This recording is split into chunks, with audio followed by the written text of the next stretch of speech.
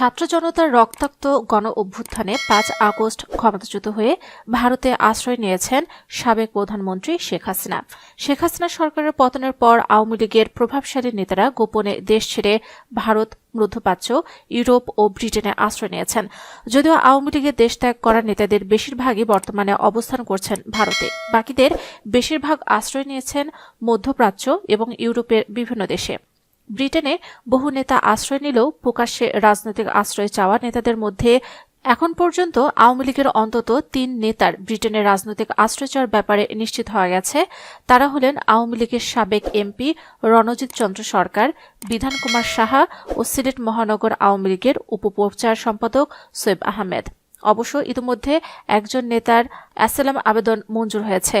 স্ত্রী সন্তানকে ব্রিটেনে আনার প্রক্রিয়া চালাচ্ছেন তিনি। তাছাড়া যুক্তরাজ্যে আসা নেতাদের অনেকে লন্ডনে দলীয় অনুষ্ঠানে যাচ্ছেন। তারা অন্যান্য নেতাকর্মীর সঙ্গে যোগাযোগ রাখছেন, অনেকে আবার নীরবে পরিবারের সদস্যদের সঙ্গে সময় কাটাচ্ছেন।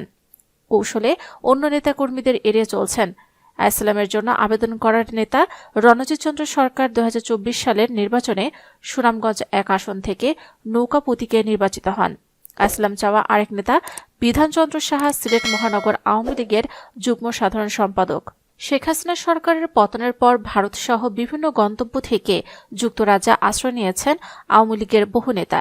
সেই তালিকায় রয়েছেন সাবেক প্রবাসী কল্যাণ ও বৈদেশিক কর্মসংস্থান প্রতিমন্ত্রী শফিকুর রহমান চৌধুরী, জাতীয় সংসদের সাবেক ডেপুটি স্পিকার শামসুল হক টুকুর বড় ছেলে বেড়া পৌরসভার সাবেক মেয়র আসিফ সামন রঞ্জন বেশ কিছু সম্পত্তি কিনেছেন ব্রিটেনে।